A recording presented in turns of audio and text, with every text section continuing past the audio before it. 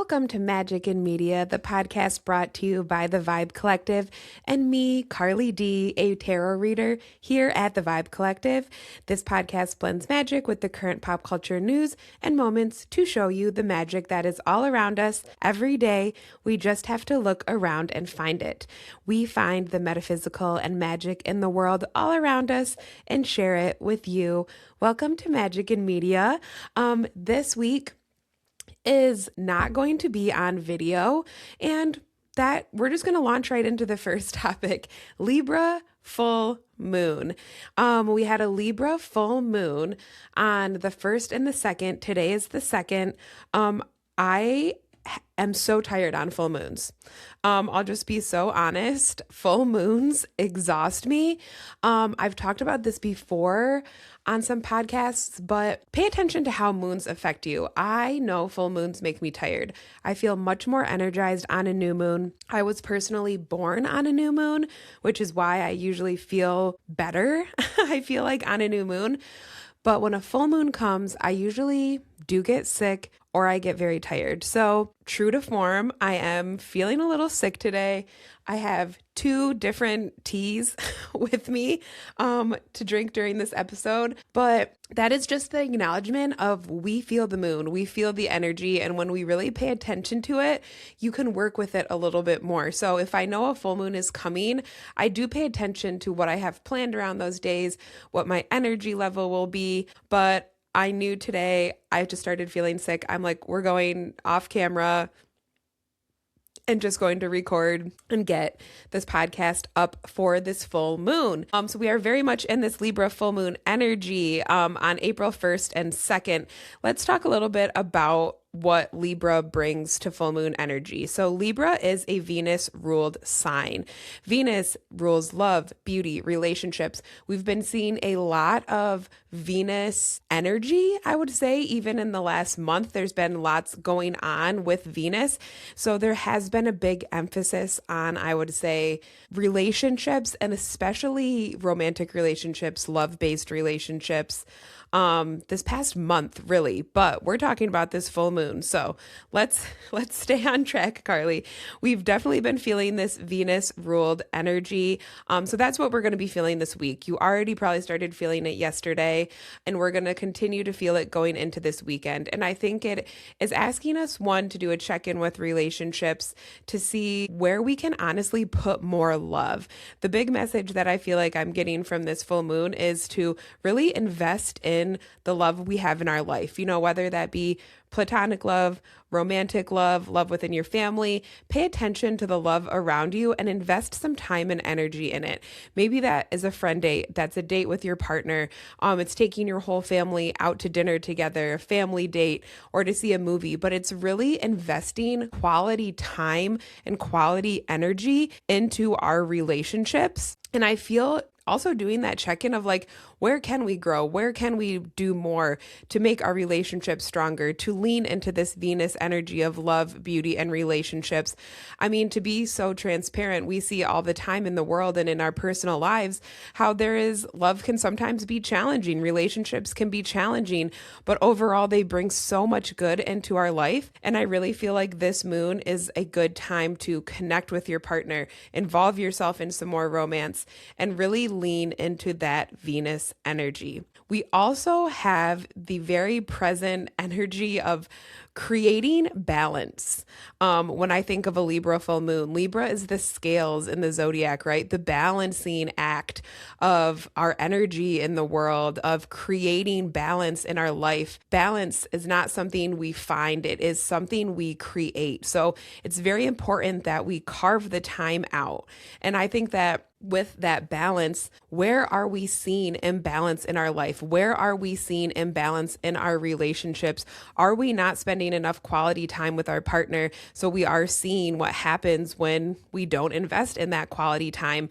Investing doesn't always have to be money. It is a lot of the time our time and energy. So do another check-in as we're in this full moon energy of where is the imbalance, right? Where are the scales a little off? Where could we maybe move some over? This could also go into like a work-life balance. Again, it feels very relationship though for a lot of us. And maybe if it is work-life balance, it's where are you finding time for your family with work and everything. But this does feel, like I said, very focused on relationships more than anything this moon. So just pay attention to that and know that imperfection is okay. When we look at that imbalance, when we can acknowledge where there is imbalance, where things need to be moved around, we can be okay with imperfection. Nothing is perfect. We need to almost acknowledge the problem to fix it, right? So don't let pride or ego get in the way of you creating more of a balance in your life. And make sure, again, pride and ego doesn't get in the way of you carving that time out for yourself. Really pay attention to your heart this moon. Libra is an air sign, and air signs are known for being very scattered, very kind of all over the place. Libras are also probably the worst decision makers of the zodiac. So if you find yourself kind of getting in this like airy, indecisive energy, slow down a little bit, listen to your heart, and pay attention to that. Because as I said, this moon feels particularly relationshipy. So we can put our energy into bringing more love there and more positivity there. Don't let that Libra imbalance, indecisive, kind of like, the maybe not so great parts of Libra take over your mind when we're in a moon like this. Make sure that you're using this energy to your advantage and not to spiral. So if you're feeling heavy or weird during this moon, invest in love, invest in your relationships, do those things that feel good, and create better balance. That's what we're looking at this week with this Libra full moon. So let us know how you're feeling, right? How does the full moon affect you? If you were born under a full moon, maybe you feel energized under it, but I do feel we're all feeling that collective Libra energy that we're discussing. Now, the next topic, I'm not going to talk about the drama of Summer House, the Bravo show. There is a ton in the media right now about this reality TV show on Bravo, Summer House. The players in this kind of scandal, are Kyle and Amanda, a married couple. And basically, there was big drama with Amanda and the couple hooking up with another one of their housemates, West, who has had a relationship with another one of their housemates, Sierra. So I know that may mean nothing to a lot of people, and I totally get that. But this is just a really big thing in the media right now. If you don't already know this, I'm a huge Bravo fan, so it is something I'm kind of following, and I love to do predictions, especially in the reality TV world. So my prediction is going to be that Kyle and Amanda will get back together. Even with all this drama, even with all this layers to this drama, to this situation with Summer House, my prediction is that Kyle and Amanda will get back together. So watch this space. We will see what happens. But even think about what we talked about with this full moon and what's happening this week with this Summer House drama. Relationships, where are we putting our energy? Where is there imbalance? Like, this is very fitting, the Summer House drama, for what we're seeing with this full moon. So like I said, that's my prediction. Kyle and Amanda will get back together. We will see what happens. Now, going on to our last topic today, we are going to talk about the new movie Project Hail Mary, starring Ryan Gosling. It just came out last week. This is a science fiction book written by Andy Weir. He also wrote The Martian, which was made into the movie with Matt Damon, where he lives on the planet Mars. I can't remember what planet he lived on in Martian. But anyway, he lived on a planet by himself. Very like solitary work he's doing in that movie. But it is, very much about space, isolation, and someone finding themselves in space, right? That's kind of the trend, I would say, in his two books. But we are going to be talking about Project Hail Mary, which is the newest film. This was a science fiction movie. I saw it this week and I I liked it. We're going to talk about where we see the magic show up in a science movie. And most of us aren't surprised that there is actually a lot of science. I mean, lots of magic in science, in space, in astronomy. If you really look into it, there is a lot of correlation with space because it is the unknown, right? And a lot of mysticism and magic is very unknown or hidden, and having to kind of trust that something is out there even though we can't see it.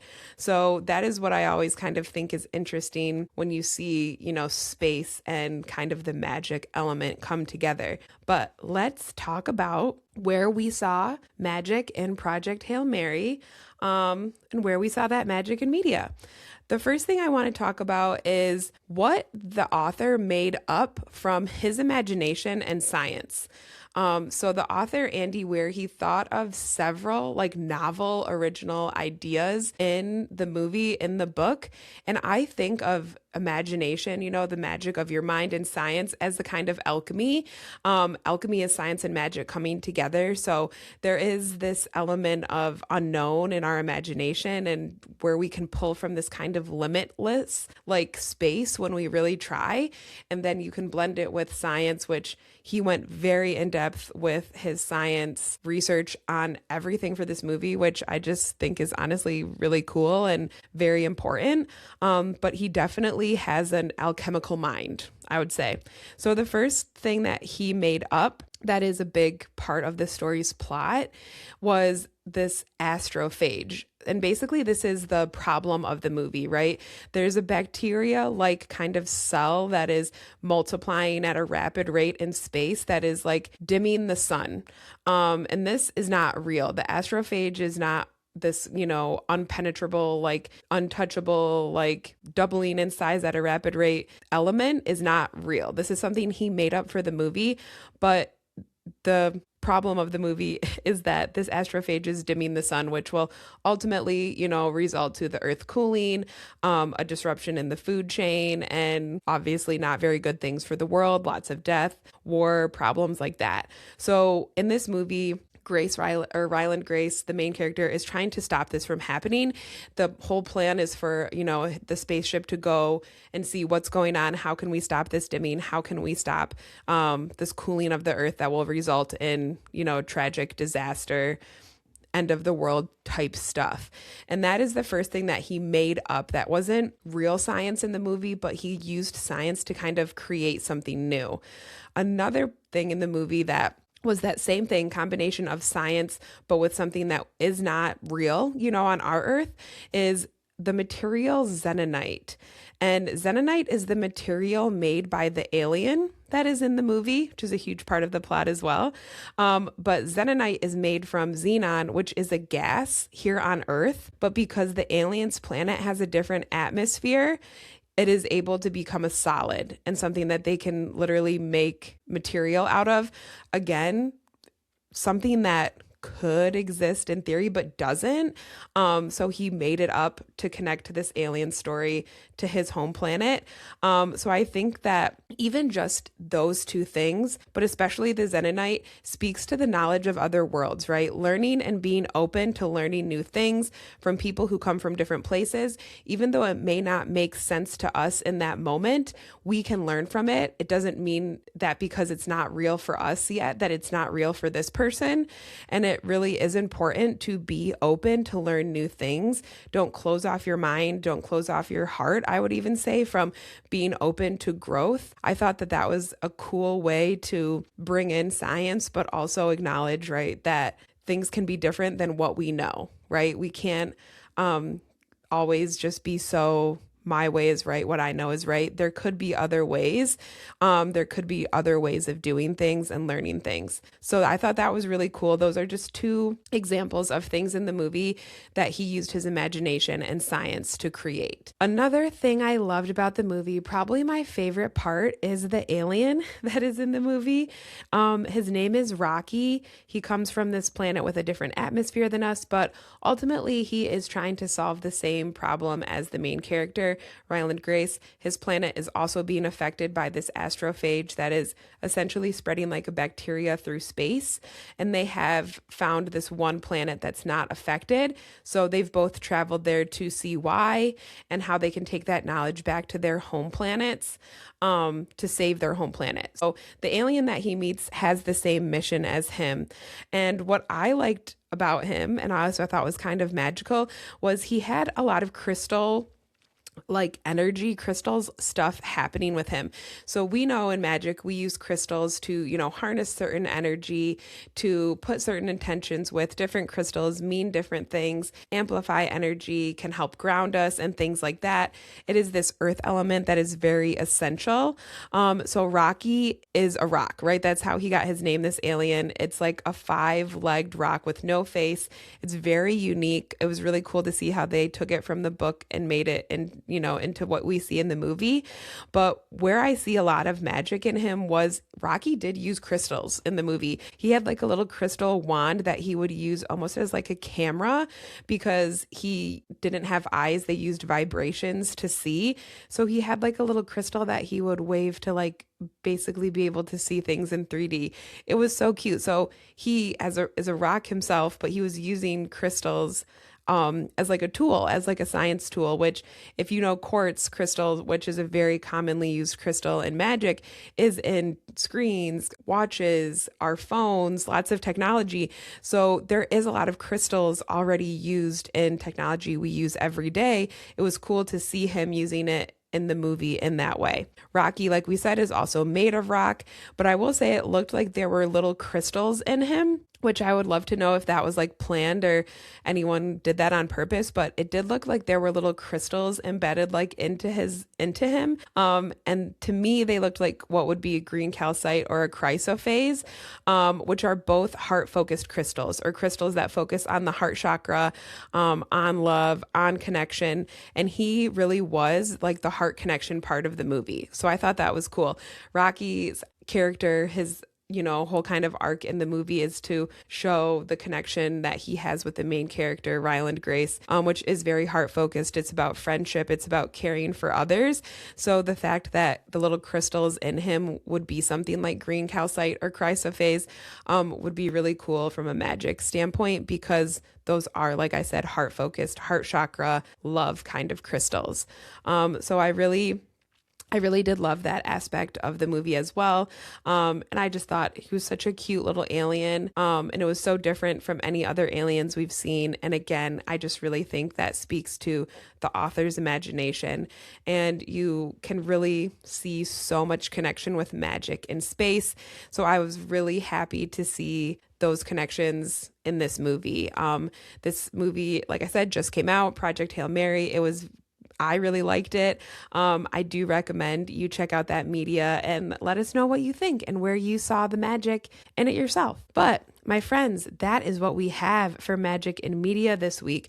I hope that this full moon is illuminating for you. I hope that it shows you ways that you can grow and expand and really lean into that Venus love part of your relationships. So have a great week. We will talk to you soon. And as always, find the magic in your own life.